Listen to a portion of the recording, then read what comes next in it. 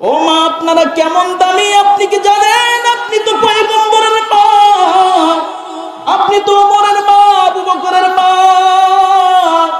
আপনি তো হলেন হযরত আলীর মা, উসমানের মা, রশিদ আহমদ গঙ্গুহির মা, চরমনাই মরহুম বিশাল আল্লাহর বান্দা সৈয়দ ফজলুল করিম রাহমাতুল্লাহি আলাইহির মা। আপনি তো হাফেজ কোরআনের মা, আপনি তো মুফতি মুহাদ্দিসের মা। ও মা, আপনার পরিচয় ভুলে গেলে আপনার চলবে না। আপনি হলেন খোদা তাআলার রহমত। দুনিয়ার মধ্যে আসমান জমিন চন্দ্র সূর্য আছে, কত দামি দামি আল্লাহ পাক নিয়ামত বানাইলেন। আল্লাহ ডাক দিয়ে বলেন, দুনিয়ার মানুষ সবগুলোকে আমি আল্লাহ পাক পেছনে রাখলাম, সবগুলোকে ডিঙ্গিয়ে আমি আল্লাহ পাক নারীদের দাম সবচেয়ে বড় উপরে উঠায় দিলাম। হাকিকত সে তু দুনিয়া বেখবর রহায়, দুনিয়া কি নুমাইশ পর নজর রহায়। মা বা'দ ফাউযু বিল্লাহি মিনাশ শাইতানির রাজীম। বিসমিল্লাহির রাহমানির রহিম। কাইফা তাকফুরুনা বিল্লাহি ওয়া কুনতুম আমওয়াতান ফাআহইয়াকুম সুম্মা ইউমীতুকুম সুম্মা ইউহয়ীকুম সুম্মা ইলাইহি তুরজাউন।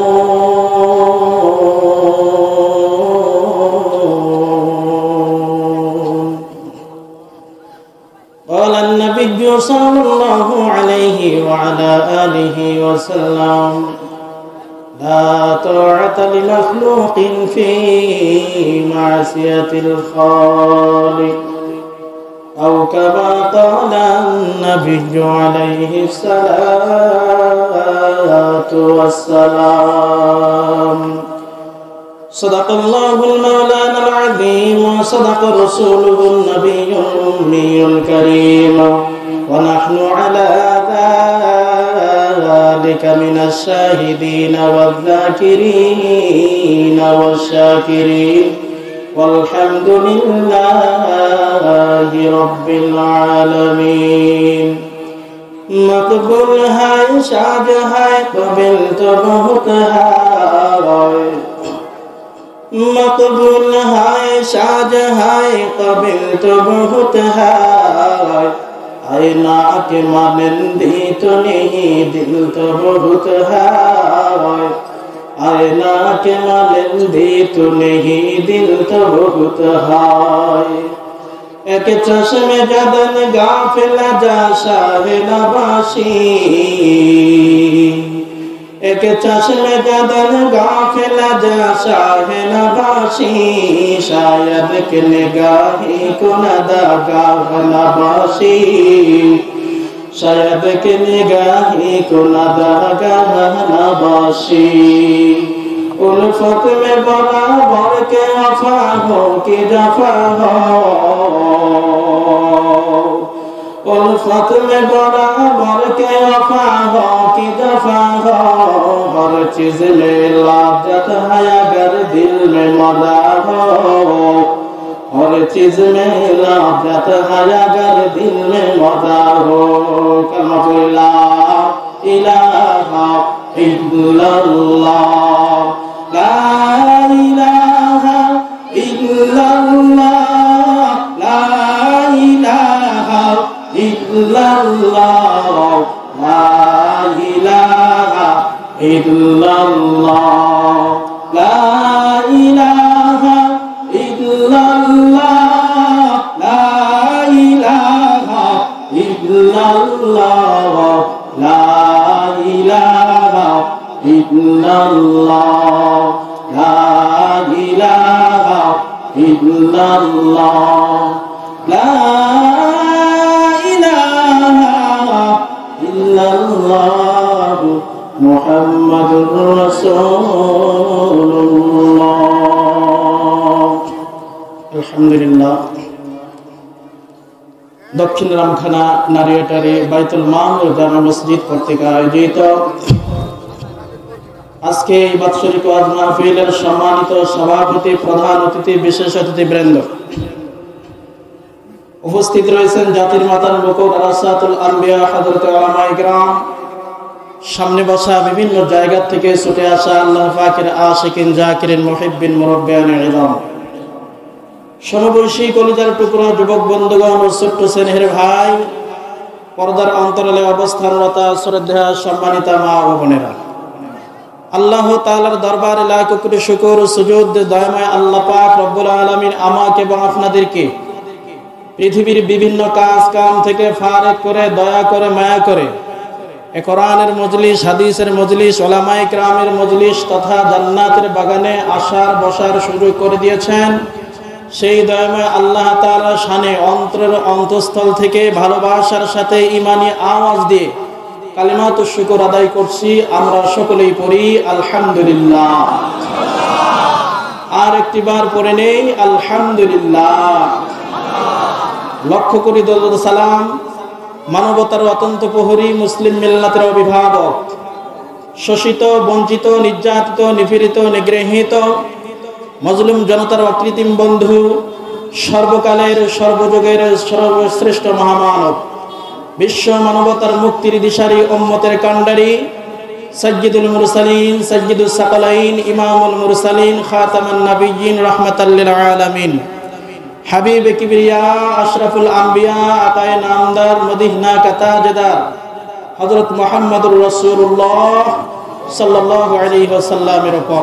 সম্মানিত হাজিরিন, আসুন আমরা সরাসরি আলোচনায় যাইতে চাই, কোনো ভূমিকা নয়। আমি ছোট ছোট কিছু প্রশ্ন করব, আপনারা জবাব দিবেন। আমরা এই দুনিয়াতে যা কিছু দেখতে পাই, আসমান, জমিন, চন্দ্র, সূর্য, জান্নাত, জাহান্নাম, যিনি সৃষ্টি করেছেন তিনি কে? জোরে আওয়াজ দিতে হবে, তিনি কে? আল্লাহ পাক রব্বুল আলামিন এই ধরাধামে বিভিন্ন প্রকার, বিভিন্ন আইটেমের মাখলুক আল্লাহ পাক সৃষ্টি করেছেন। এই দুনিয়ার বুকে আল্লাহ পাক রব্বুল আলামিন সবচেয়ে আকারে বড় যে নিয়ামত বা যে মাখলুক সৃষ্টি করেছেন সেটি হলো আসমান, তাই না? এই আসমানের থেকে আর কোন বড় মাখলুক আছে? যেহেতু আসমান দিয়ে দুনিয়াকে ঢেকে নিয়ে রয়েছে, সুতরাং যে জিনিস দিয়ে ঢাকা হয় সেই জিনিসটা সবচেয়ে বড় হয়ে থাকে। আল্লাহ পাক রব্বুল আলামিন সমস্ত মাখলুককে সৃষ্টি করার পর আল্লাহ পাক রব্বুল আলামিনের কুদরতে অন্তর ঠান্ডা হয় নাই, এমন একটি জাতিকে দিয়ে আল্লাহ পাক তার কুদরতি ঠান্ডা করেছেন। সেই জাতিটা হলো মানব জাতি। কথা বলেন ঠিক কিনা? সম্মানিত হাজিরিন, আমাদের মান, আমাদের দাম, আমাদের সম্মান, আমাদের মর্যাদা, আমাদের মর্তবা কত যে উঁচু আসনে আল্লাহ পাক আমাদেরকে রেখেছেন। যদি আমাকে চিনতাম তাহলে একটা মানুষ নামাজ ব্যতি রেখে জীবন যাপন করতে পারত না। কথা বলেন ঠিক কিনা? সম্মানিত হাজিরিন, আসুন, এই দুনিয়াতে আল্লাহ পাক রব্বুল আলামিন মানব জাতিকে সৃষ্টি করে আল্লাহ পাকের মন ভরাইয়াছেন। বলুন সুবহানাল্লাহ। আমরা দুনিয়াবি হাইসুতে যদি দেখি তাহলে দুনিয়ার মানুষ দুই শ্রেণীর হয়ে থাকে। এক শ্রেণীর মানুষ হলো অভিভাবক, আর এক শ্রেণীর মানুষ হলো অধীনস্থ। আমার কথা বুঝতে পারতেছেন? এক শ্রেণীর মানুষ হলো অভিভাবক, আর এক শ্রেণীর মানুষ হলো অধীনস্থ। এবার আপনাকে আমি জিজ্ঞাসা করব, দয়া করে জবাব দিবেন, অধীনস্থদের দায়িত্ব বেশি না অভিভাবকদের দায়িত্ব বেশি? অভিভাবকদের দায়িত্ব বেশি। একটা ফ্যামিলিতে একজন বাবা অভিভাবক হয়ে থাকেন।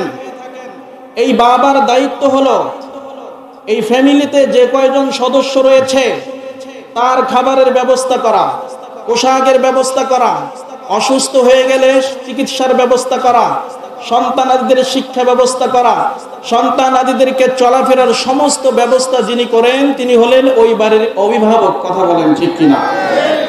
সম্মানিত হাজিরিন, একটা সন্তানকে ক্লাস 1 থেকে নিয়ে লেখাপড়া করাইতে করাইতে এই সন্তানকে ক্লাস 1 থেকে নিয়ে মাস্টার ডিগ্রি পর্যন্ত বিসিএস ক্যাডার পর্যন্ত যখন সন্তানকে বাবা মা শ্রম দিয়ে লেখাপড়া করায়, এই সন্তানের পিছনে প্রত্যেকটা সময় বাবা মায়ের চিন্তাধারা ছিল আমি খাই বা না খাই, আমি পড়ি বা না পড়ি, আমার চিকিৎসা হোক বা না হোক, সন্তানকে গন্তব্য স্থানে পৌঁছানো লক্ষ্যই হলো আমার লক্ষ্য। কথা বলেন ঠিক কিনা?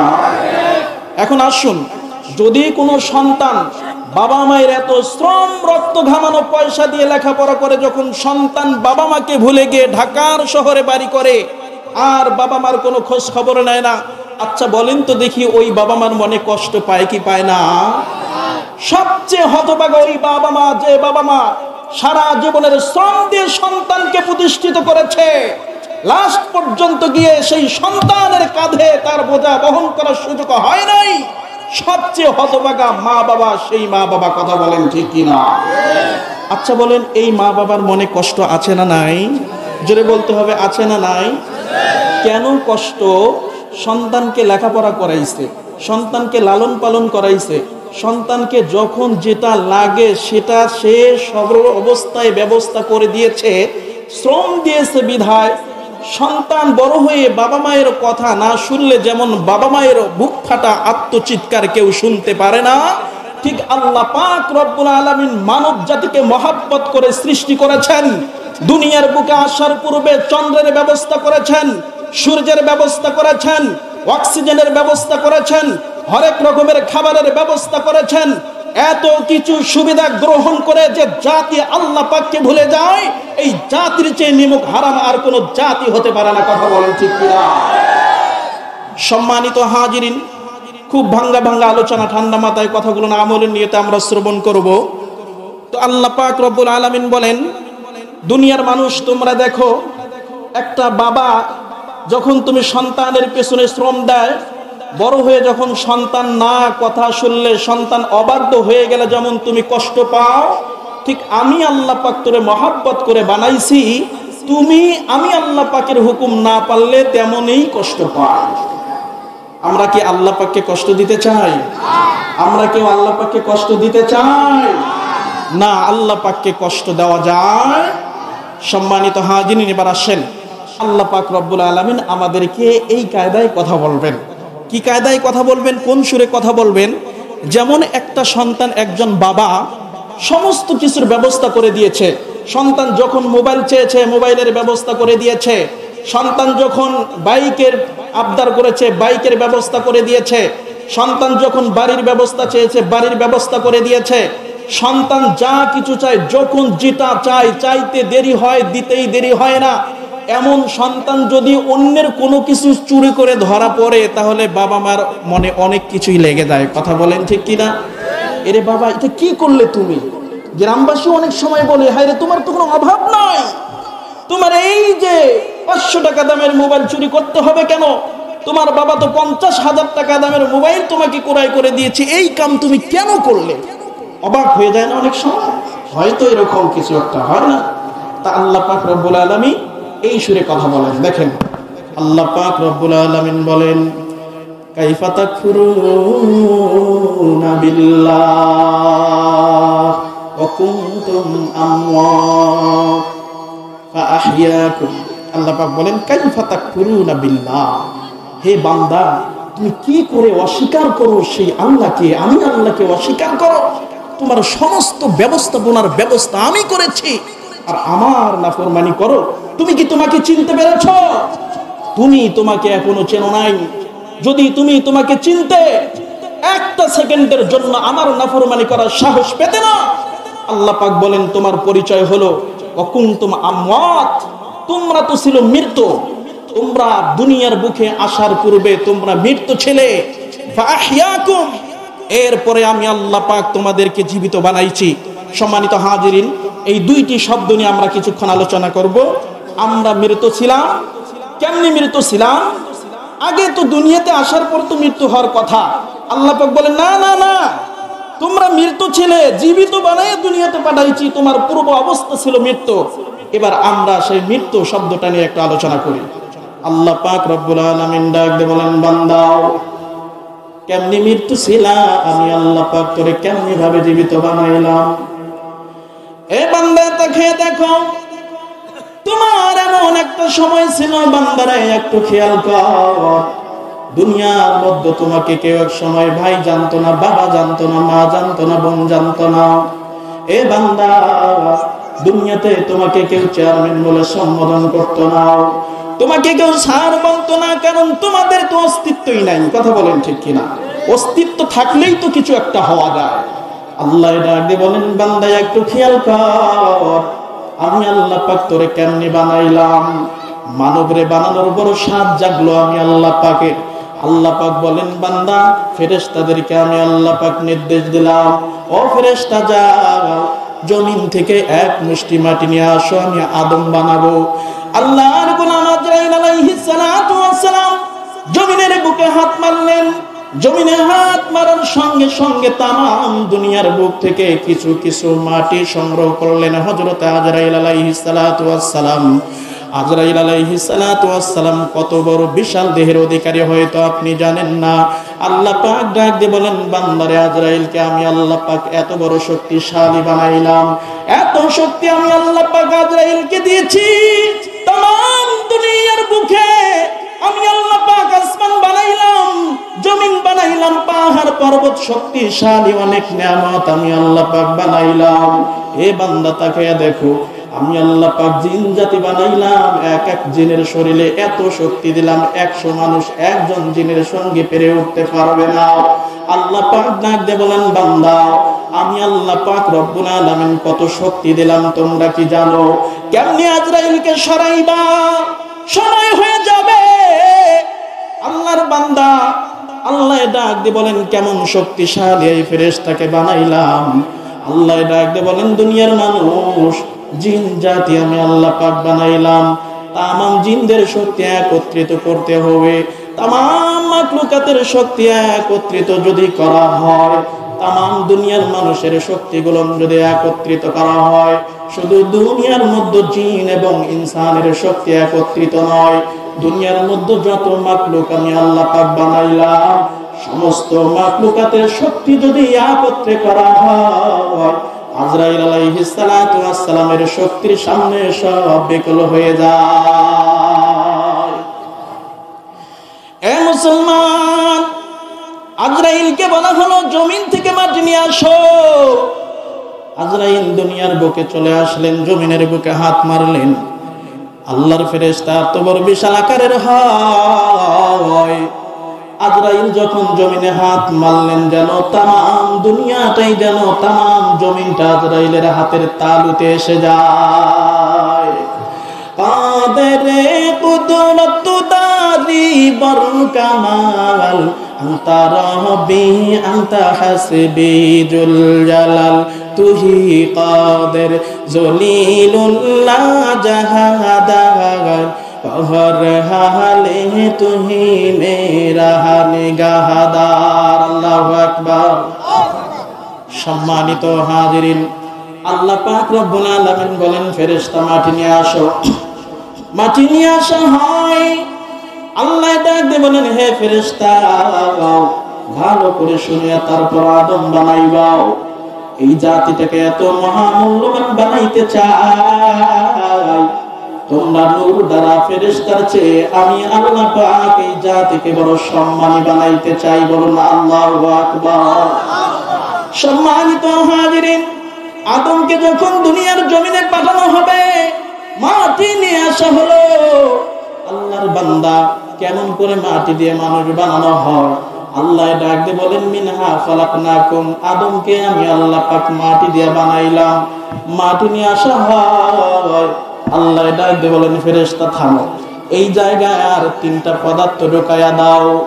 আগুন ঢোকায়া দাও, বাতাস ঢোকায়া দাও, পানি ঢোকায়া দাও, মাটির মিশ্রণ বানাও।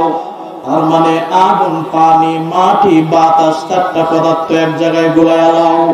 আল্লাহর ফেরেশতারা আল্লাহর হুকুম মতো 4 পদার্থ গোলায়া নেয়। আল্লাহ ডাক দিয়ে বলেন, ও ফেরেশতা, এইবার আদমের একটা আকৃতি বানাও। বডি বানাও। আল্লাহ কেমনি বডি বানাবো, সেটা কেমন আকারের হবে, দেখতে কেমন হবে? আল্লাহ ডাক দিয়ে বলে টেনশন করবি না, আমি আল্লাহ পাক রব্বুল আলামিন ইঞ্জিনিয়ার, আমি আল্লাহ পাক রব্বুল আলামিন তোমাদেরকে প্ল্যান দিলাম। ও দুনিয়ার মানুষ, যেমনি ভাবে বিল্ডিং করতে হলে ইঞ্জিনিয়ার কাছ থেকে প্ল্যান নিতে হয়, আল্লাহ পাক আদমকে বানানোর একটা প্ল্যান শীট হাতে উঠায় দেয়। ও ফেরেশতা, লম্বাই হবে 60 হাত বা 60 গজ, কিতাবের মধ্যে এসেছে 60 হাত লম্বা করে আদমরে বানাও। 60 হাত লম্বা বানানো হয়। আল্লাহ ডাক দিয়ে বলেন, ফেরেশতা আগুন তো ঢুকাইলা, বাতাস তো ঢুকাইলা, পানি ঢুকাইলা, মাটি তো আছেই, সঙ্গে ফেরেশতা শোন, এই আদম যখন দুনিয়াতে যাবে, আদমের ভিতরে যখন আগুন প্রবেশ করাইছো, আগুনের গুণ হলো অহংকার, তাকব্বুরি করা। কথা বলেন ঠিক কিনা? ও দুনিয়ার মানুষ, এই জন্য দুনিয়ার বুকে মানব জাতি আইসা অহংকার আর তাকব্বুরি দেখায়, তার মানে মানুষের ভিতরে আগুন আছে। কথা বলেন ঠিক কিনা? এখন আসেন একটু বাস্তব প্রমাণ করে দেব। কষ্ট পাচ্ছেন? সম্মানিত হাজিরিন, আগুনের তবিয়ত হলো, আগুনের ক্রিয়া হলো, আগুনের ক্রিয়া হলো আল্লাহর বান্দা উত্তপ্ত হয়। কথা বলেন ঠিক কিনা? যেখানে সংযোগ লাগাইবেন সেই জিনিসটা পর্যন্ত অগ্নির মতো উত্তপ্ত হয়ে ওঠে। মানুষ যখন কোনো রেগে যায়, দেখবেন মানুষের শরীরের তাপমাত্রা বেড়ে যায়। কথা বলেন ঠিক কিনা? মানুষের শরীরে জ্বর বইছে, জ্বর তো জ্বর বইবে, হাতে দিয়ে দেখবেন যেন শরীরটা পুড়ে যায়, অগ্নির মতো গরম। কথা বলেন ঠিক কিনা? আল্লাহর বান্দা প্রমাণ হয়ে গেল, আগুনের তবিয়ত হলো হিট করা, আগুনের গুণ হলো জ্বালায়া দেওয়া, আগুনের গুণ হলো হিট হওয়া। মানুষের তোর ভিতরে অগ্নি আছে জন্ম, কখনো কখনো মানুষের শরীরে অগ্নির প্রকাশ ঘটে। কথা বলেন ঠিক কিনা? ও মা, খুব লম্বা আলোচনা নয়, আপনার জন্যই সুযোগে কয়েক লাইন কথা বলে যাব। আল্লাহ ডাক দিয়ে বলেন, দুনিয়ার মানুষ, আমি আল্লাহ পাক নারী জাতির মর্যাদা সবচেয়ে উপরে রাখলাম। কেন রে বান্দা, একটু খেয়াল কর। এই দুনিয়ার জমিনে প্রথম সারির মানুষগুলোকে আমি সবচেয়ে বড় দামি বানাইলাম। প্রথম সারির মানুষ বলেন তো কারা? দুনিয়ার জমিনে প্রথম সারির মানুষ কারা? একটু জবাব দেন তো। প্রথম সারির মানুষগণ কারা? পয়গম্বর আলাইহিস সালাতু ওয়াস সালাম গুলো হলো দুনিয়ার জমিনের সবচেয়ে প্রথম সারির মানুষ। এরপরে সাহাবা আজমাইন, এরপরে তাবে তাবিঈন, এরপরে আইয়ামে মুস্তাহিদিন, এরপরে খোলাফায়ে রাশিদিন, এইভাবেই পীর বুজুর্গ আউলিয়া, এইভাবেই সিলসিলা। কথা বলেন ঠিক কিনা? দুনিয়ার মধ্যে প্রথম সারির মানুষ যেমন বাংলাদেশের পার্লামেন্টে যারা থাকেন, পার্লামেন্ট সদস্য হলেন সর্বপ্রথম সারির মানুষ তারা। তো ঠিক তেমনি ভাবে পয়গম্বর আলাইহিস সালাতু ওয়াস সালামগণ আল্লাহ পাকের সবচেয়ে বড় কাছের মানুষ, সবচেয়ে দামি মানুষ, যে মানুষগুলোকে মুস্তাজাবুদ দাওয়াত বলা হয়। তার মানে এই মানুষগুলো যখন আল্লাহর সঙ্গে যেটা কথোপকথন করেন, আল্লাহর কাছে চাইতে দেরি হয়, আল্লাহ পাক সঙ্গে সঙ্গে দিতে দেরি করেন না। বলুন সুবহানাল্লাহ। সম্মানিত হাজিরিন, আল্লাহ পাক ডাক দিয়ে বলেন, দুনিয়ার মানুষ, এই মানুষগুলোকে প্রথম সারির বানাইলাম, দামি বানাইলাম। আমি জানি এরা দুনিয়াতে আসবে, কোন সিস্টেমে দুনিয়াতে আসবে। আল্লাহ ডাক দিয়ে বলেন, নারী জাতিকে আমি আল্লাহ পাক একটা ফ্যাক্টরি বানাইলাম, নারী জাতিকে আমি আল্লাহ পাক রব্বুল আলামিন গাছ বানাইলাম। আল্লাহর বান্দা খেয়াল করে দেখবেন, যে ফল যত সুস্বাদু হয়, সেই ফলের গাছটা কুড়াই করতে যাবেন তত দামি হয়। কথা বলেন ঠিক কিনা? আল্লাহর বান্দা, আপনি একটা আপেলের চারা কিনতে যাবেন, আপেলের চারার দাম আর আমের চারার দাম কি সমান? কথা কন, সমান না। আপেলের চারার দাম বেশি, কারণ ওই ফলের ভিটামিন বেশি, ওই ফল সুস্বাদু বেশি। কথা বলেন ঠিক কিনা? আল্লাহ ডাক দিয়ে বলেন, বান্দারে, যেহেতু দামি দামি মানুষ দুনিয়াতে পাঠাইব, যে মানুষের মাধ্যম দিয়ে আমি আল্লাহ পাক দুনিয়াতে পাঠাইব, আমি আল্লাহ পাক নারী জাতির দিয়ে আমি আল্লাহ পাক রেহেম থেকে মানুষ পাঠাইব। নবী পয়গম্বরগণ আসবে, দামি মানুষ যে গাছ থেকে আসবে, আমি আল্লাহ পাক ওই নারী জাতিকেও সবচেয়ে দুনিয়ার জমিনে বড় দামি বানায়া দিলাম। বলুন সুবহানাল্লাহ। ও মা, আপনারা কেমন দামি আপনি কি জানেন? আপনি তো পয়গম্বরের মা, আপনি তো ওমরের মা, আবু বকরের মা, আপনি তো হলেন হযরত আলীর মা, উসমানের মা, রশিদ আহমদ গঙ্গুহির মা, চরমনাই মরহুম বিশাল আল্লাহর বান্দা সৈয়দ ফজলুল করিম রাহমাতুল্লাহি আলাইহির মা, আপনি তো হাফেজ কোরআনের মা, আপনি তো মুফতি মুহাদ্দিসের মা। ও মা, আপনার পরিচয় ভুলে গেলে আপনার চলবে না। আপনি হলেন খোদা তাআলার রহমত। দুনিয়ার মধ্যে আসমান জমিন চন্দ্র সূর্য আছে, কত দামি দামি আল্লাহ পাক নিয়ামত বানাইলেন।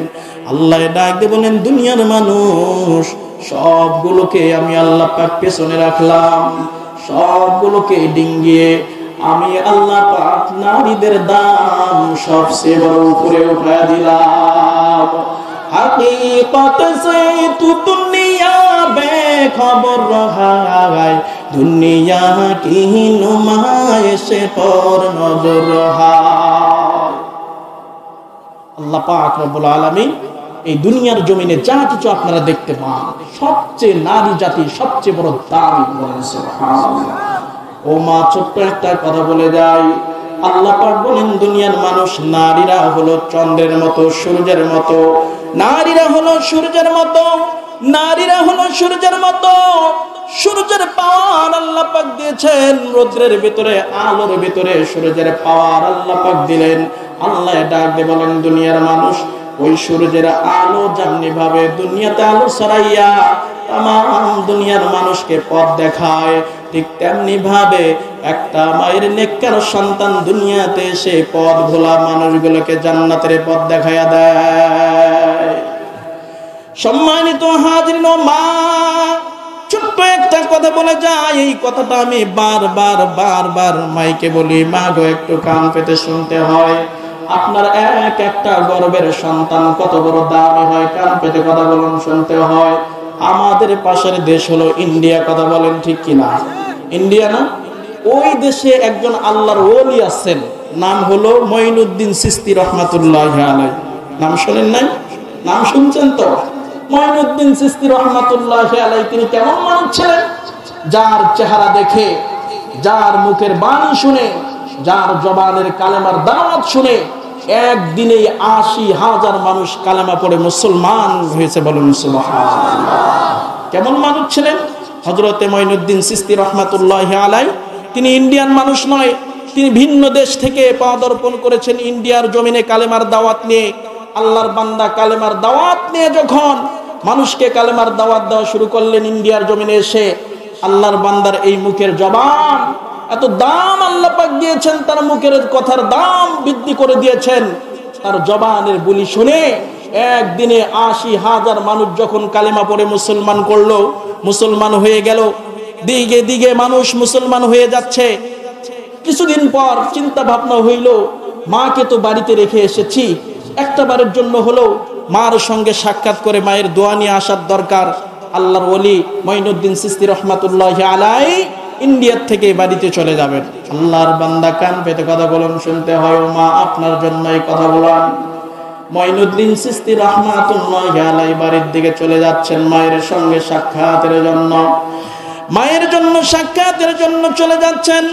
ঠিক মতো যে টাইমলি মায়ের সামনে দাঁড়াইয়া আল্লাহর বান্দা সালাম করলেন। মা গো, আল্লাহর বান্দা মায়ের সামনে সালাম জানাইয়া যেন মুস্কি মুস্কি হাসতেছে, আনন্দ আনন্দ ভাব।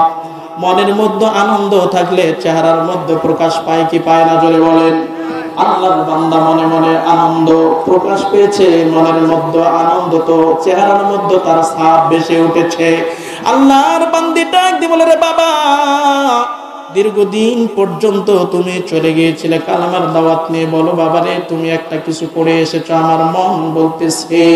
আল্লাহর বান্দা, সন্তান যদি কোনো ভালো অবস্থানে থাকে, সন্তান যদি বিপদে পড়ে, দুনিয়ার কেউ না জানলে আগে মা জানতে পারে। কথা বলেন ঠিক কিনা?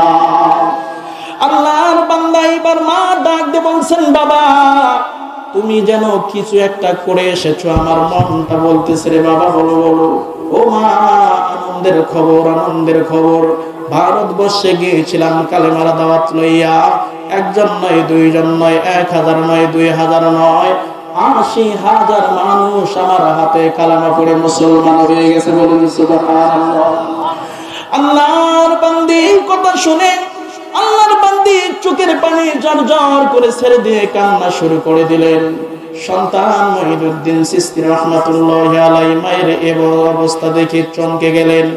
আমি কি কোনোভাবে আমার মাকে, মায়ের মনে কষ্ট দিলাম নাকি? ও মা, কেন কান্না করেন? এটা তো আনন্দের খবর, এটা তো ভালো খবর। আমি তো মানুষগুলো জাহান্নামী মানুষগুলোকে জান্নাতের পথে উঠায় দিয়েছি। ও মা, আপনি কান্না করেন কেন? জবাব চাই, জবাব চাই। মা জননী ডাক দিয়ে বলেন, হে বাবা, তোমাকে আজকে আমি একটা প্রশ্ন করতে চাই। এ বাবা, নিঃসন্দেহে তুমি একজন আল্লাহর ওয়ালি। আমি মা বলে দিলাম, একজন মানুষকে কালেমা পড়ে মুসলমান বানাইলে ব্যক্তির জন্য নাজাতের জরিয়া হয়ে যায়। এ বাবা, 1000 নয়, 2000 নয়, 80,000 মানুষ কালেমা পড়ে মুসলমান বানাইছে রে বাবা। আমি জানি তুমি সফলতার শীর্ষে অবস্থান করছো, তবে তোমার কাছে আমি প্রশ্ন করতে চাই। এ বাবা, জবাব দাও, সফলতার শীর্ষে তুমি আরোহণ করেছো, বলো যে সিঁড়ি বেয়ে বেয়ে তুমি সফলতার সিঁড়িতে আরোহণ করেছো বাবা, আমাকে জবাব দাও, সেই সিঁড়ি তুমি কোথায় পেয়েছো? সন্তান অবাক হয়ে গেলেন। মা নতুন প্রশ্ন করে বসলো, ব্যাপার কি বুঝলাম না। ও মা, বুঝতেছি না মা। বলে, বাবা রে, আবার তোমার কাছে প্রশ্ন শুনলাম, বলো সফলতার সিঁড়ি তুমি কোথায় পাইছো? এইবার সন্তান ডাক দিয়ে বলে, মা তুমি খুলে বলো, আমার জেনে আসে না। এ বাবা শোন, তুমি সন্তান, আমি মা। আমি মা, আমার লাইফ হিস্টরি তুমি জানো না রে বাবা। আমার জীবনের খবর তুমি জানো না। কেমনি জানবা? তুমি তো সন্তান, আমি তো মা। আর সন্তান তো মায়ের খবর জানে রে। সন্তান সন্তানরা তো মায়ের খবর জানে না। যতটুকু জানায় ততটুকুই শুনো জানে। এই বাবার কোনদিন আমার লাইফ হিস্টরি তোমাকে বলি নাই, আজকে একটু বলবো। তুমি সেই সফলতার সিঁড়ি কোথা থেকে আবিষ্কার করেছো, তুমি বলে প্রশ্নের উত্তর পেয়ে যাইবা।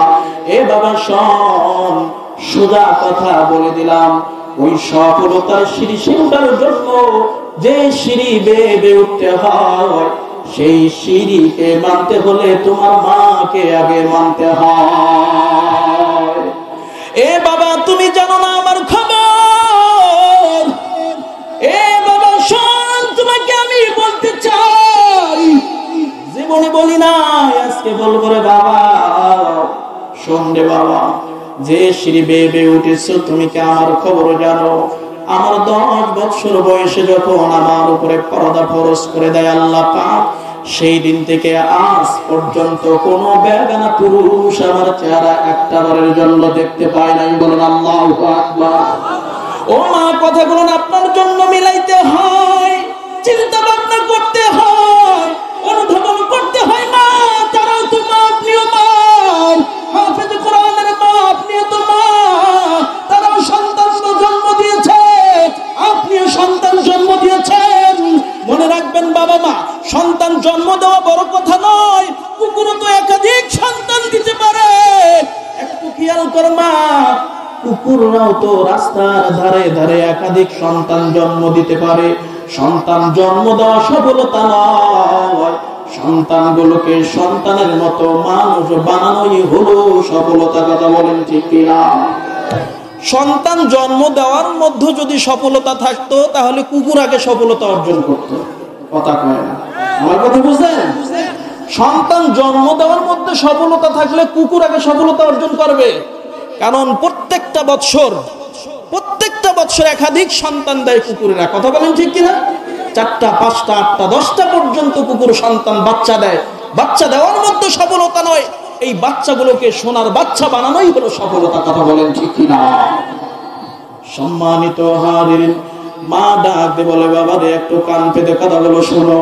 এটাই খবর, শুধু তাই নয়, হে বাবা কান পেতে কথাগুলো শুনতে হয়। ও মা, কথাগুলো অনুধাবন করতে হয়। মঈনুদ্দিন চিশতি রাহমাতুল্লাহি আলাইহি বলেন, মা আর কি খবর একটু আমাকে জানায়া দেন গো মা, জানায়া দেন। এ বাবা, জন্মের পর জন্ম নিয়েছো, জন্মের পর থেকে তোমাকে আমি দুধ পান করাইছি। 1 বৎসর নয়, 2 বৎসর নয়, 2.5 বৎসর ধরে তোমাকে আমি দুধ পান করাইলাম। 2.5 বৎসর ধরে দুধ পান করেছি বাবা। খোদার কসম, খোদার কসম, একটা বারের জন্য আমি মা তোমাকে বিনি উজুতে একটা বারের জন্য দুধ পান করাই নাই। বলুন সুবহানাল্লাহ। ও মা, সন্তানগুলো সোনার সন্তান এমনি হয় নাই, এমনি হয় নাই। আল্লাহওয়ালা সন্তান হইতে হলে একজন মা আগে আল্লাহওয়ালা হইতে হয়। বাড়ির ফ্যামিলি ঠিক হবে, বাড়ির ফ্যামিলি 5 ওয়াক্ত নামাজি হবে। আগে বাড়ির ফ্যামিলির মহিলা মানুষ 5 ওয়াক্ত নামাজি হতে হবে। আমার কথা বুঝলেন না আপনি? যে ফ্যামিলিতে মেয়ে মানুষ 5 ওয়াক্ত নামাজি হয়, ওই ফ্যামিলিতে অধিকাংশ ম্যাক্সিমাম মানুষ নামাজি হয়। মানতে বাধ্য। আপনি যে স্ত্রী নিয়ে এসেছেন, এই স্ত্রী যদি নামাজি হয় তাহলে সন্তানগুলো নামাজি হবে। এই জন্য সন্তানকে বিবাহ দেওয়ার আগে চিন্তা ভাবনা একটা থিং মনে রাখতে হবে। আপনি সব দেখবেন ঠিক আছে, সুন্দরী দেখবেন, সম্পদ দেখবেন, বংশ দেখবেন, যেটা মাইনাস করতে পারবেন না সেটা হলো দিনদারিত্ব। রাসূল 4টা জিনিস দেখে বিবাহ শাদী করতে বলেছেন। সুন্দরী, এরপরে হলো সম্পদশালী, এরপরে হলো বংশমর্যাদা, আর একটি হলো দিনদারিতা। তবে রাসূল বলেন 3টা যদি না থাকে, একটি যদি থাকে সেটা দিনদার, পরহেজগার, মুত্তাকিন যদি হয়, এমন মেয়ে তোমরা ঘরে নিয়ে আসো, ওই ঘরে আল্লাহ পাক রব্বুল আলামিনের সদা সর্বদা রহমত পতিত হবে। যে সংসারে আল্লাহর রহমত আছে, সে সংসারে কোনো অশান্তি থাকতে পারে না। কথা বলেন ঠিক কিনা? সব সংসারে অশান্তির মূল হলো দ্বীনি শিক্ষার অভাব। সব সংসারে অশান্তির মূল কারণ হলো দ্বীনি শিক্ষার অভাব। যে ফ্যামিলিতে দ্বীনি শিক্ষা রয়েছে সেই ফ্যামিলিতে অশান্তি নাই। কথা বলেন ঠিক কিনা? আজকে ম্যাক্সিমাম সংসারে অশান্তি, একটাই কারণ, ম্যাক্সিমাম সংসারে দ্বীনদারিত্ব নাই। কথা বলেন ঠিক কিনা? সম্মানিত হাজিরিন, মা গো, এই জন্য হিসাব মিলাইতে হয়। তিনিও মা, আপনিও মা, হাফেজে কোরআনের মা, আপনিও মা। তাদের মা, ওই মায়ের সন্তানগুলো হাফেজে কোরআন বানাইয়া জান্নাত জিতে নিয়ে গেল। ও মা, আপনার সন্তান বড়টাতে করে আপনার সন্তান আপনার জাহান্নামের কারণ হয়ে গেল।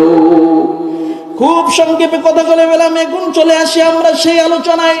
আল্লাহ এটা একদিন বলেন, 4টা পদার্থ দিয়ে তোরে বানাইলাম। ও আল্লাহর বান্দা, তোমরা কেন, তোমরা রিয়াহ তোমাদের ভিতরে আছে, লৌকিকতা, কারণ বাতাস আমি আল্লাহ পাক তোমাদের ভিতরে ঢুকাইছি। লোভ কেন করো? একটা হইছে আর একটা চাও। বলে যে পানি তোমাদের ভিতরে ঢুকাইছি। পানির গুণ হলো লম্বা হয়ে চলবে, লম্বা হয়ে চলবে, সামনের দিকে এগিয়ে চলে। মানুষের আশা আকাঙ্ক্ষাও শুধু সামনের দিকে এগিয়ে চলে। কথা বলেন ঠিক কিনা? আল্লাহর বান্দা, মানুষের ভিতরে আল্লাহ পাক মাটি ঢুকাইছেন। মাটির তবিয়ত হলো কৃপণতা করা, বকিলতা করা। মাটির থেকে সব কিছু উৎপন্ন হয়। জমিন থেকে ফল ফলাদি উৎপন্ন হয়, জমিন থেকে বিভিন্ন ফসলাদি উৎপন্ন হয়। খেয়াল করে দেখবেন, জমিন এমনি এমনি দেয় না। জমিনকে চাষ করতে হয়, সার দিতে হয়, বিভিন্ন শ্রম দিয়ে তারপর জমিন থেকে কিছু নিতে হয়। কথা বলেন ঠিক কিনা? তার মানে বোঝা গেল, জমিনে সব কিছু আছে, জমিন দিতে চায় না, কষ্ট করে বের করে নিতে হয়। তার মানে মাটি হলো কৃপণ। কথা কয় না? এই জন্য মানুষ বকিলতা করে, কৃপণতা করে। এটা করবেই। মানুষের ভিতরে আছে হলো মাটি, মাটির গুণ হলো কৃপণতা করা। এবার আসেন, মানুষের ভিতরে আছে অগ্নি, অহংকারী করে। মানুষের ভিতরে আছে বাতাস, লোক দেখানো কাজ করে। মানুষের ভিতরে আছে পানি, মানুষের ভিতরে রোগ রয়েছে। মানুষের ভিতরে আছে মাটি, এই জন্য মানুষ বকিলতা করে। আচ্ছা বলেন, এই 4টা গুণের একটি গুণ নিয়েও যদি কেউ কবরে যায়, জান্নাত জুটবে কপালে? তাহলে আল্লাহ বললেন, তোমারে দিয়ে আমি অন্তর ঠান্ডা করেছি। আর এই মানুষগুলোর ভিতরে আল্লাহ পাক জেনে বুঝে এই বিষয়গুলো ঢুকাই দিয়া জাহান্নামী কি বানাবেন? আল্লাহ ডাক বলেন বান্দাও, মহাব্বতের জিনিস কেউ কোনোদিন অবহেলা করে ধ্বংস করে না। কথা বলেন ঠিক কিনা? তোরে মহাব্বত করে বানাইলাম বান্দারে, সিস্টেম হলো পরীক্ষা করে তোমাকে যাচাই বাছাই করে নেব। তবে শোন, 4 রোগ থেকে যদি তোমরা মুক্তি পেতে চাও, আমি আল্লাহ পাক 4টা ঔষধ, মহা ঔষধের খবর দিলাম। মহা ঔষধ 4টা যদি তোমরা সেবন করতে পারো ও বান্দা, আমি কথা দিলাম তোমাদের ভিতরে এই রোগ কখনোই থাকতে পারে না। 4টা রোগ আমাদেরকে দিয়ে দিয়েছেন অলরেডি আল্লাহ পাক।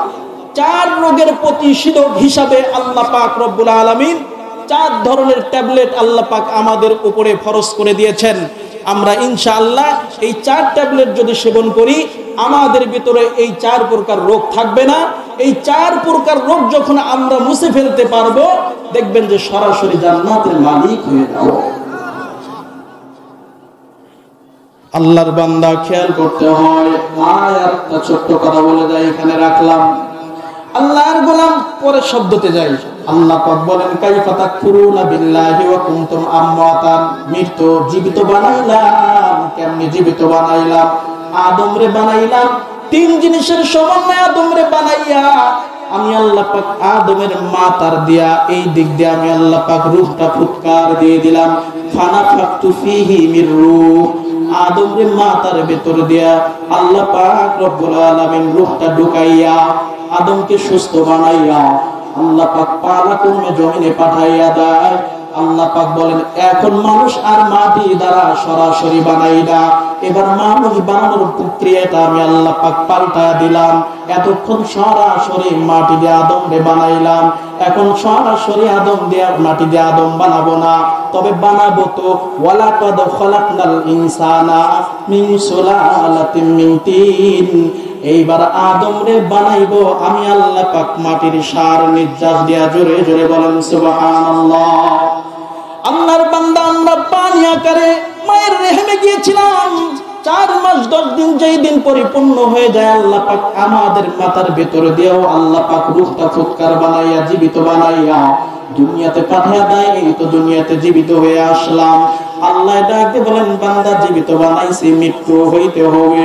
আল্লাহ পাক রব্বুল আলামিন বলেন জীবিতই শেষ জিন্দেগি নয়, তোমাদের জিন্দেগি আমি আল্লাহ পাক বানাইছি আলমে আরওয়াহ থেকে তোমাদের যাত্রা শুরু হয়। আলমে আরওয়াহ থেকে আলমে বতন তোমাদের মায়ের পেটে কয়েকদিন তোমাদেরকে রাখলাম, আলমে দুনিয়াতে পাঠাইলাম। আলমে দুনিয়া পর্যন্ত তোমরা জীবিত। বান্দারে আয়, এখান থেকে তোমাদেরকে আজরাইলের থাবায় তোমাকে এখান থেকে আর এক জায়গায় ট্রান্সফার করব, সেটার নাম হলো আলমে বরজখ। আলমে বরজখ থেকে ধাক্কা দিয়ে উঠাইয়া যেখানে নিয়ে যাব, সেটার নাম হলো আলমে আখিরাত। আলমে আরওয়াহ, আলমে বতন, আলমে দুনিয়া, আলমে বরজখ, আলমে আখিরাত। আলমে আখিরাতে গিয়ে বান্দা তোমাদের সফর শেষ হবে। আলমে আখিরাতে গিয়ে বান্দা নির্বাচিত হইতে হবে। তুমি জান্নাতি না, তুমি জাহান্নামী। জাহান্নামের কি আযাব আল্লাহ ডাক দিয়ে বলেন মৃত্যুবরণ করতে হয়। এক আল্লাহর বান্দা সারাটা জীবন ভর গুনাহ করে জীবনটা শেষ করে ফেললো আল্লাহর বান্দা। এইবার জীবনের এক সময় গিয়ে বুঝ এসে গেল, ধরা পড়িয়া গেল জীবনের ভুল। আল্লাহর বান্দা মৃত্যু সজ্জায় পড়ে গেল। সন্তানদেরকে ডাক দিয়ে বলে আমি মৃত্যুর স্বাদ গ্রহণ করতেই হবে আমাকে। আল্লাহ ডাক দিয়ে বলেন দুনিয়ার মানুষ যেখানেই থাকো মৃত্যু পাকড়াও করবে। আইনামা তাকুনু ইদরিকুমুল মাউত ওয়ালাউ কুনতুম ফি বুরুজিন মুশাইয়াদা। আইনামা তাকুনু যেখানেই থাকো ওয়ালাউ কুনতুম ফি বুরুজিন মুশাইয়াদা। কালো বড় বড় পাথরের অট্টালিকা বানাইয়াও যদি আত্মগোপন করতে চাও, আমার আজরাইল সেখানে গিয়েও তোমাকে পাকড়াও করবে, তোমরা বাঁচতে পারবা না। যেহেতু আমরা মরণশীল, সেহেতু আমাদেরকে সর্ব অবস্থায় প্রস্তুতি থাকতে হবে কবরে যাওয়ার জন্য। কথা বলেন ঠিক কিনা? সম্মানিত হাজিরিন, এক আল্লাহর বান্দা সারা জীবন ভর গুনাহ করলো, মৃত্যুর সময় এসে সন্তানাদিদেরকে এইবার একটা ঐশী ওসিয়ত করলেন, হে বাবারা, আমি তো মৃত্যুবরণ করব কিছুদিনের মধ্যে বা কিছু সময়ের মধ্যে, তবে আমার একটা ওসিয়ত হলো আমাকে তোমরা কবরে দাফন করতে পারবা না।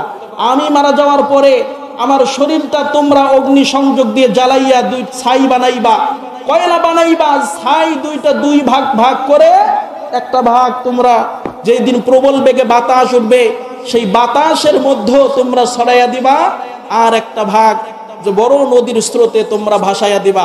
এই হাদিসটা এসেছে আবু হুরায়রা রাদিয়াল্লাহু তাআলা আনহু থেকে।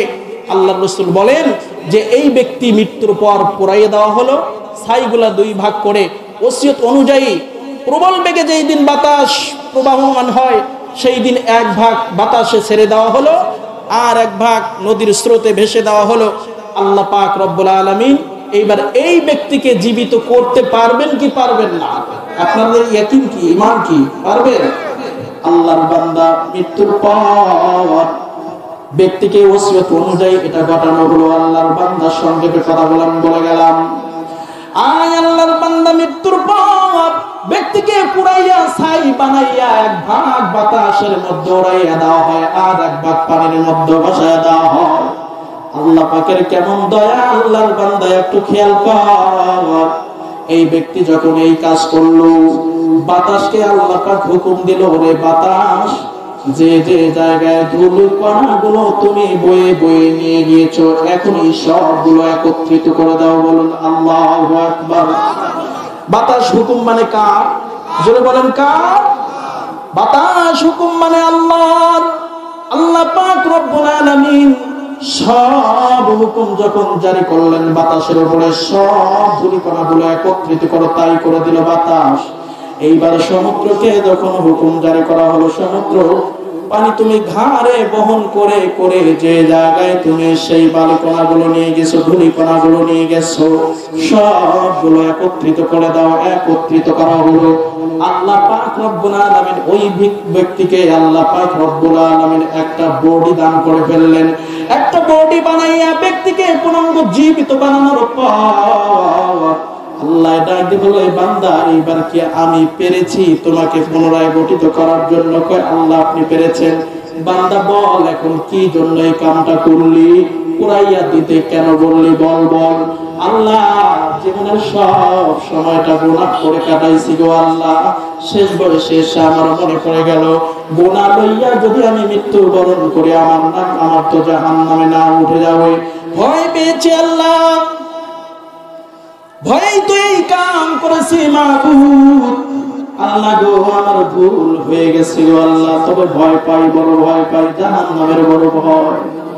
আল্লাহ ডাক বলেন দুনিয়ার মানুষ এইবার লক্ষ্য করতে হয়।